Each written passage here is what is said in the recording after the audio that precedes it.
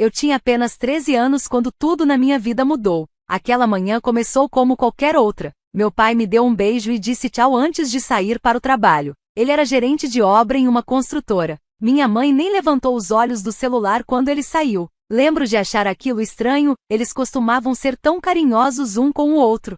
Meu nome é Beth Thomas, e essa foi a última vez que vi meu pai com vida. Naquela tarde, ele desmaiou no trabalho. Disseram que foi um ataque cardíaco fulminante. Eu estava na aula de matemática quando a diretora me chamou na sala dela. Minha mãe já estava lá. A maquiagem dela estava impecável, mesmo depois de receber uma notícia tão devastadora.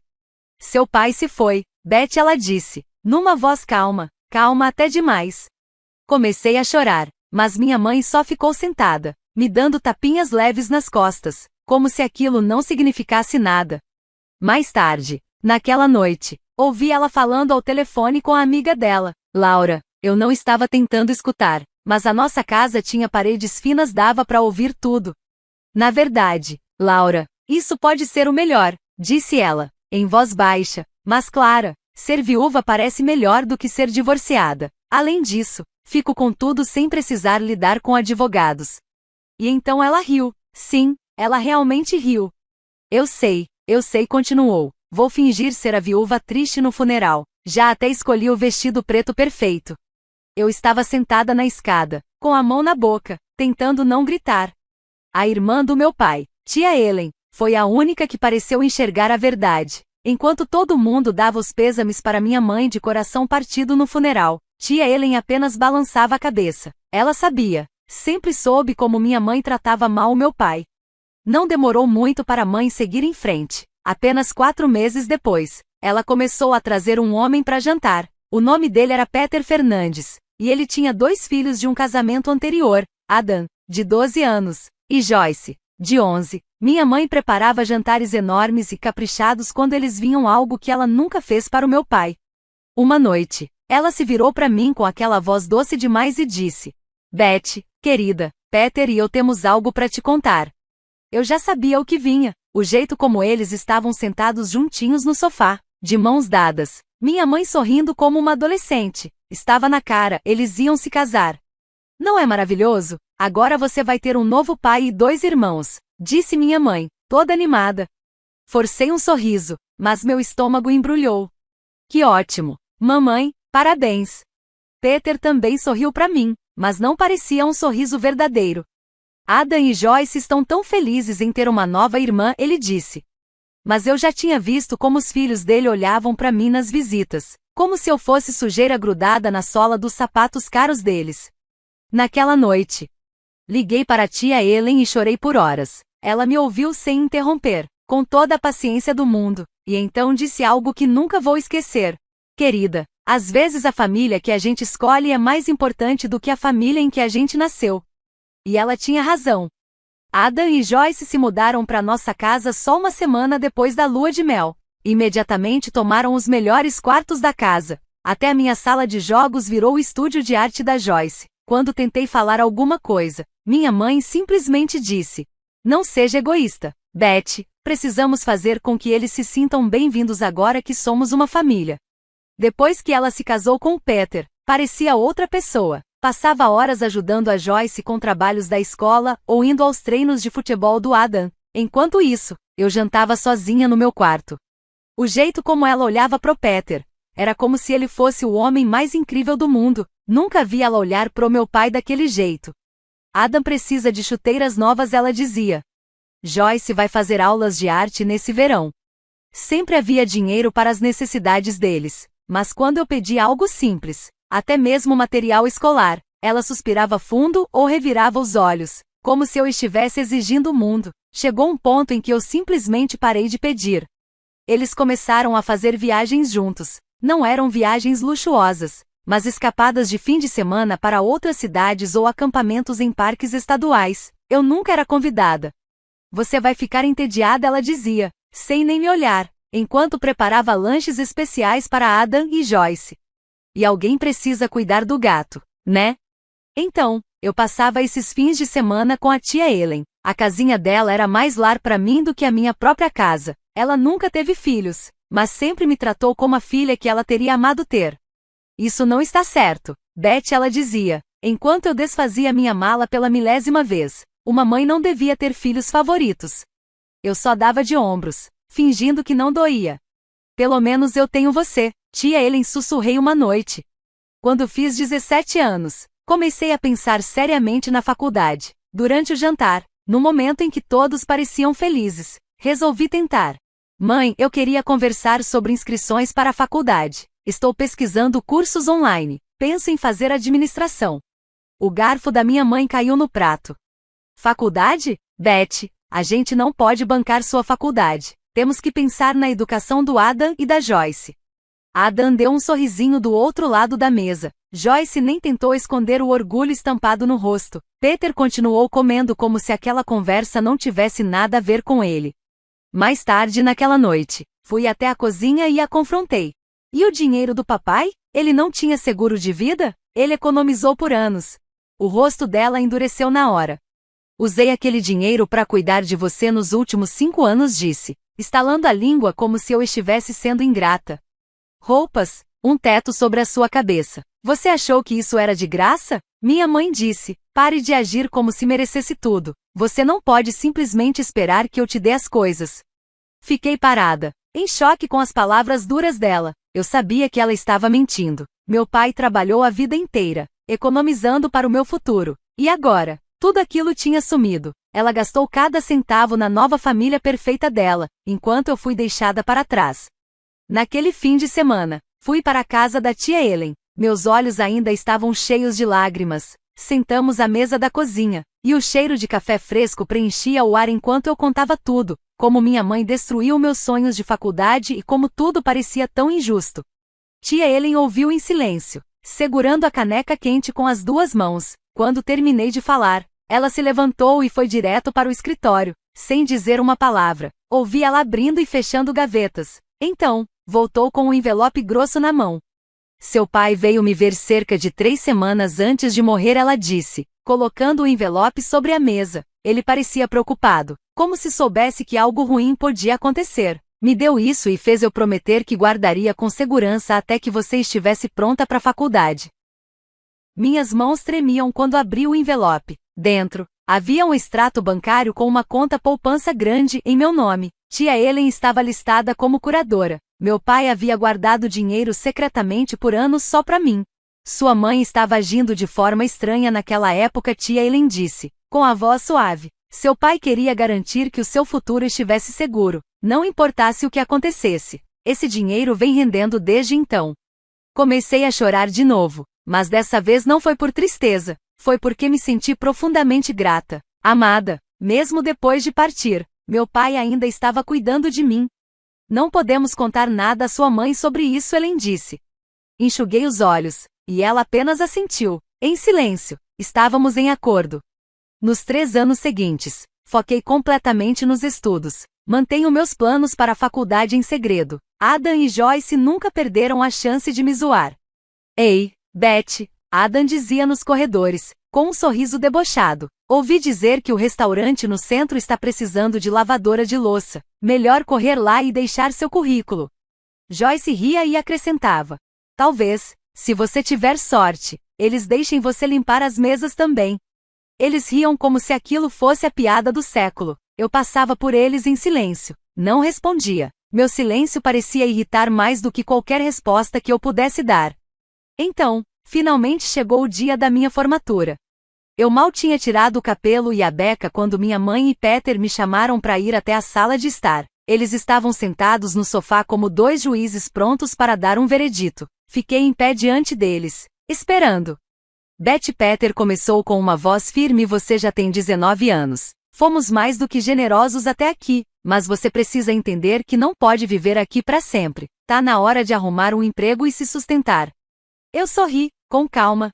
Eu entendo perfeitamente. Vou me mudar na próxima semana. Eles pareceram surpresos. Estava claro que esperavam que eu chorasse, discutisse, implorasse. Minha mãe abriu a boca para dizer algo, mas acabou fechando sem falar nada. Bem, ótimo, Peter disse, pego de surpresa. Isso é muito maduro da sua parte. Nenhum dos dois perguntou para onde eu iria, nem como eu ia me virar. Eles estavam felizes, porque, para eles, Eu nunca fiz parte da nova família perfeita. Eu não discuti. Eles não queriam fazer perguntas que pudessem tornar as coisas mais difíceis para eles.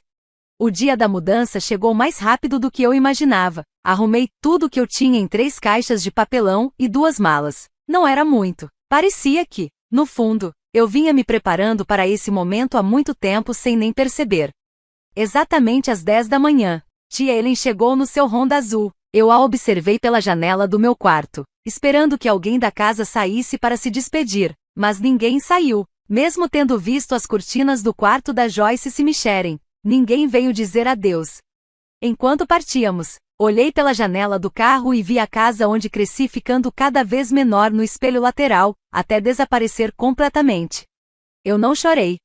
A cada quilômetro que deixávamos para trás, eu me sentia mais leve, como se um peso enorme tivesse sido tirado dos meus ombros. Aquela casa estava cheia de sorrisos forçados e de um amor vazio.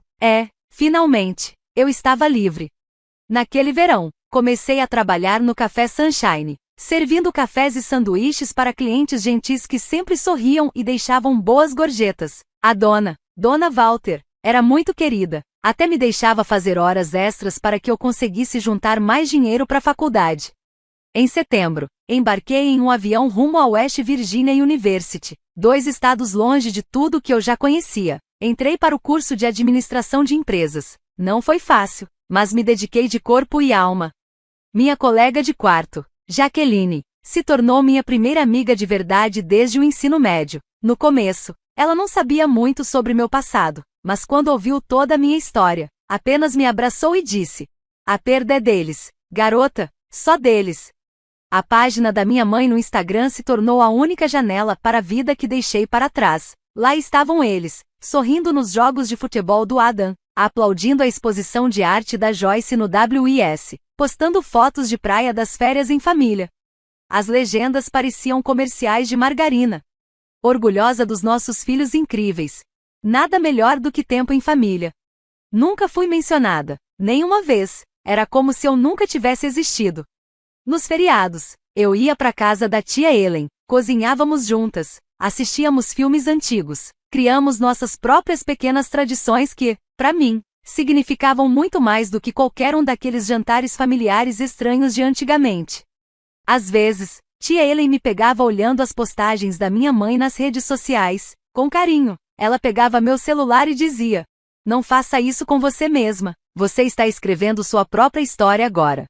E ela estava certa, eu estava. Me formei com honra summa cum laude e já tinha ofertas de emprego antes mesmo da formatura, graças às minhas notas e estágios. O pai da Jaqueline, o senhor Eric, era dono de uma grande empresa de marketing. Ele notou meu trabalho durante um projeto universitário. "Precisamos de pessoas inteligentes como você", ele disse durante minha entrevista. "Seus professores falam maravilhas de você." Comecei como analista júnior, mas não parei por aí. Ficava até tarde, aceitava trabalho extra, estudava tendências de mercado no meu tempo livre. Em 6 anos, fui promovida 2 vezes, e consegui economizar o suficiente para dar entrada no meu próprio apartamento. No dia em que assinei os papéis, fiquei em pé no meio da minha sala vazia, segurando as chaves na mão, e finalmente me permiti chorar. Mas, dessa vez, não eram lágrimas de tristeza. Eram lágrimas de alegria, de orgulho. Sentir aquele sucesso e saber que eu tinha conquistado tudo por conta própria era uma sensação indescritível. Então, algo incrível aconteceu. Numa manhã, cerca de 8 anos depois de eu ter começado na empresa, o senhor Eric me chamou em seu escritório. "Estamos criando uma nova posição", ele disse, entregando uma pasta. "Diretor Sênior de Desenvolvimento Estratégico." Ele sorriu e completou: "Acho que você é a pessoa certa para isso." Abri a pasta e quase engasguei quando vi o salário. Era mais dinheiro do que eu jamais tinha imaginado ganhar, especialmente na minha idade. Mas nunca senti necessidade de me exibir nas redes sociais. Eu tinha perfil, claro, mas postava basicamente fotos de pôres do sol bonitos ou de cafés aconchegantes. Tia Ellen era a única que sabia das minhas promoções, do novo apartamento, ou do Mercedes preto que eu me dei de presente quando consegui o cargo de diretora. "Você mereceu cada centavo disso", ela dizia, cheia de orgulho, sempre que eu contava sobre alguma conquista. Enquanto isso, As redes sociais do Adam e da Joyce continuavam cheias de postagens sem graça, que eles tentavam fazer parecer importantes. Adam vivia postando fotos ao lado do Hyundai Elantra velho dele com legendas como "Vivendo o sonho", "Vida de luxo", #abençoado. Já Joyce fazia selfies no shopping local, marcando marcas de grife que claramente ela não podia pagar. Uma postagem, em especial, me fez rir alto. Adam, todo orgulhoso, ao lado do carro numa exposição local, com a legenda: "Quando o trabalho duro compensa, sucesso empreendedor". Eu li aquilo sentada no meu Mercedes AMG que valia mais do que o Adam ganhava em um ano inteiro. Mas eu não sentia vontade de mostrar nada pra ninguém, não precisava provar nada. Até que, um dia, chegou a mensagem. Apareceu no meu Instagram numa quinta-feira de manhã. "Beth, sou sua mãe. Meu aniversário de 56 anos é no mês que vem e vou dar uma festa num restaurante caro chamado LeBlanc. Provavelmente você nunca ouviu falar, espero que você esteja lá. Dia 16, às 20 horas. Não me envergonhe." Fiquei encarando a tela, relendo a mensagem várias vezes. Depois de 13 anos de silêncio, era assim que ela escolhia entrar em contato? Sem um "como você está", sem carinho, sem nenhum esforço real de se reconectar, só uma exigência fria, com um insulto disfarçado sobre o restaurante.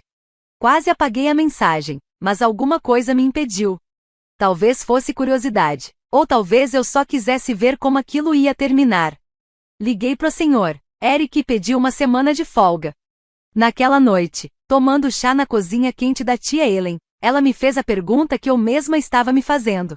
"O que você tá planejando dar de presente?" Sorri e mostrei a confirmação no meu celular.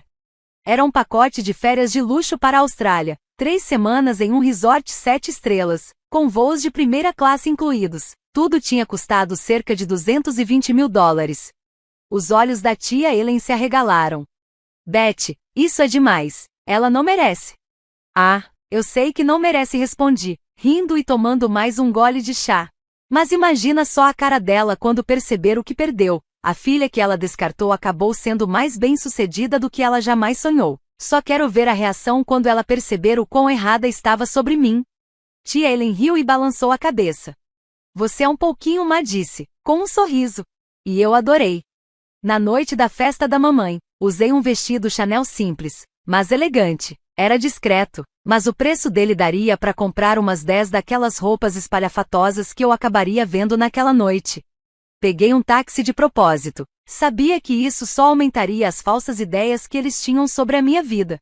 O LeBlanc era exatamente o que eu esperava, o tipo de lugar que só impressionava quem nunca tinha comido em um restaurante realmente sofisticado. Serviam frutos do mar congelados e colocavam flocos de ouro na sobremesa só para parecer caro.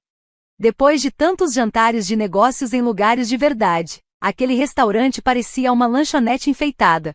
Em comparação, tudo ali parecia até cômico.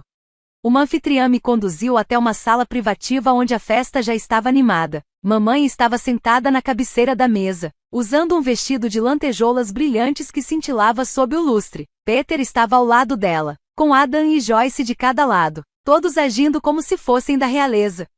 O restante da mesa estava ocupado por familiares que eu não via há mais de 11 anos. Lá estava a tia Laura, que costumava beliscar minhas bochechas com força demais, e a prima Cristina, que nunca parava de falar sobre como os filhos dela eram os melhores do mundo. Vários rostos do meu passado também estavam presentes. Mamãe olhou para mim por apenas um segundo, depois forçou um sorriso. "Ah, Beth, você realmente veio. Podia ter se arrumado um pouco mais para a ocasião, né?" Sentei-me em silêncio, na outra ponta da mesa, e observei tudo se desenrolar. Tia Laura entregou à mamãe um conjunto de velas aromáticas. "É daquela lojinha chique do shopping", disse, orgulhosa. Mamãe reagiu como se tivesse ganhado uma joia rara. Depois, Cristina entregou um vale-presente para um spa. Um dia inteirinho de relaxamento, ela anunciou, sorrindo. Mamãe soltou um gritinho de alegria e agradeceu efusivamente. Os presentes continuaram chegando, um livro de receitas, um vaso, uma cesta de banho, e mamãe fazia parecer que cada um era a coisa mais maravilhosa do mundo. "Certifique-se de agradecer em voz alta para todos ouvirem", ela disse. Então chegou a vez de Adam e Joyce. Eles se levantaram juntos, com sorrisos ensaiados, como se tivessem acabado de ganhar um Oscar. Mãe, começou Adam, e ainda era estranho ouvi-lo chamando-a assim. Joyce e eu juntamos dinheiro para te dar algo muito especial. Joyce pegou o celular e mostrou uma foto. Uma Smart TV de 75 polegadas. Já mandamos entregar e instalar na sua sala de estar. Mamãe começou a chorar imediatamente, abraçando os dois com força. Meus filhos maravilhosos e generosos, eu não acredito, vocês devem ter economizado por tanto tempo. Finalmente, todos os olhares se voltaram para mim. Coloquei a mão na bolsa e tirei uma pequena caixa simples, mas cuidadosamente embrulhada. O sorriso da mamãe sumiu na hora, o rosto dela endureceu. O que é isso? Perguntou, com desdém. Apenas abra e veja, respondi, em voz baixa. Mas ela não abriu. Em vez disso, ficou furiosa. O rosto ficou vermelho. Isso é exatamente o que eu esperava de você, disse, cortante. Você aparece com esse vestido simples, provavelmente a única coisa decente que você tem. Chega de táxi porque nem carro deve ter. E agora isso? Essa caixinha? O que tem aí dentro? Um vale do McDonald's. Ela jogou a caixa de volta para mim. Ela deslizou pela mesa e riscou a superfície de madeira barata. Adam e Joyce riram, tentando disfarçar com as mãos. Alguns convidados pareciam desconfortáveis, outros claramente se divertiam com o drama. Peter continuou comendo a sobremesa como se nada estivesse acontecendo. Eu peguei a caixa de volta com calma e sacudi algumas migalhas da toalha que tinham grudado no laço. A sala ficou em silêncio absoluto. Todos esperavam minha reação. Sabe o que é engraçado, mãe? Falei, com a voz firme. Dentro dessa caixinha está o recibo de uma viagem de luxo para a Austrália. 3 semanas em um resort 7 estrelas. Voos de primeira classe. Tudo incluído. Custa $20.000. O rosto da minha mãe empalideceu. Joyce deixou o garfo cair com um barulho seco. Isso não é possível, mamãe gaguejou. Você não tem como pagar uma coisa dessas. Tá mentindo. Não consegui segurar uma risadinha. Você saberia do que eu sou capaz se tivesse se importado com a minha vida uma única vez nos últimos 13 anos, mas como não me deu essa chance. Fiz uma pausa. Depois continuei, sem desviar o olhar. Sou diretora sênior no Eric Marketing Group, tenho meu próprio apartamento na cidade. E aquele táxi que você zombou, eu peguei porque não quis deixar meu Mercedes estacionado nesse bairro. A boca de Adam ficou escancarada. Joyce já não sorria mais. E você ainda se pergunta por que eu sou considerada um fracasso? Continuei, enquanto guardava a caixinha de volta na bolsa. Você deixou claro que não quer nada de mim, então não se preocupe, não vou mais te incomodar. Aproveite a TV, dizem que a imagem é quase tão boa quanto a do meu home theater. Me levantei e saí com a cabeça erguida. O som dos meus saltos ecoou pela sala silenciosa. Ninguém disse uma palavra. O anfitrião do restaurante chamou um táxi para mim, e fui direto para a casa da tia Ellen. Ela já estava esperando com 2 xícaras de chá sobre a mesinha de centro. Contei tudo para ela. Algumas pessoas nunca mudam, ela disse, balançando a cabeça. Sua mãe sempre se importou mais com a aparência do que com o que realmente importa. Ainda estávamos conversando quando meu celular começou a tocar. Número desconhecido, mas eu sabia quem era. Beth, querida voz da minha mãe, sou forçada. Doce demais. Eu nem sabia como ela conseguiu meu número. Estava pensando sobre o que aconteceu. Você? Perguntei. Calma. Sim, respondeu. Percebo que talvez eu tenha me expressado mal. Se você ainda quiser me dar aquele presente, eu adoraria aceitar. Podemos usar isso como um novo começo. Eu quero estar na sua vida de novo. Somos uma família. Não respondi, finalmente enxergando tudo com clareza. Nós não somos uma família. Somos apenas pessoas que compartilham o mesmo DNA. Você não quer consertar nada, só quer as férias. E desliguei. Mesmo depois que deixei a cidade, o telefone não parava. Minha mãe ligava de vários números diferentes do celular dela, do telefone fixo, até do celular do Peter. Quando percebeu que eu não atenderia, começou a mandar mensagens. Beth, por favor, me liga de volta. Precisamos conversar. Depois, estive pensando no que você falou sobre seu trabalho. Talvez você pudesse ajudar o Ada a começar em marketing. Ele é muito criativo. E mais, a Joyce disse que adoraria fazer um estágio numa empresa grande como a sua. Ia ficar ótimo no currículo dela para a faculdade. Ah, e a casa está precisando de alguns reparos. já que você está indo tão bem. Cada mensagem era mais transparente que a anterior. Nada de me desculpa ou eu errei. Só uma enxurrada de pedidos favores. Ajuda pros filhos. Sugestões sutis sobre dinheiro. Era como ver alguém em um cassino tentando recuperar o que perdeu. Mas o que minha mãe perdeu não foi dinheiro. Fui eu, a filha dela.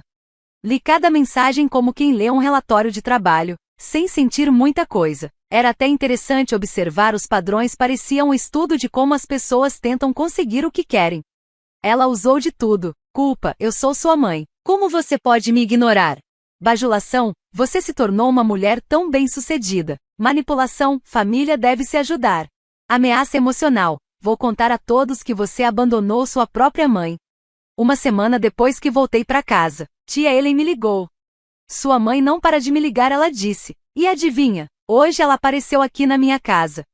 O quê? Perguntei, mesmo já sabendo a resposta. Exigiu que eu desse o seu endereço. E o que você disse? Tia Ellen soltou uma risadinha.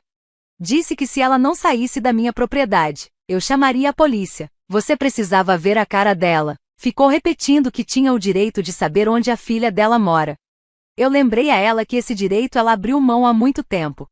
Fiquei imaginando a cena, minha mãe parada na varanda da tia Ellen, provavelmente irritada por não conseguir mais controlar a narrativa.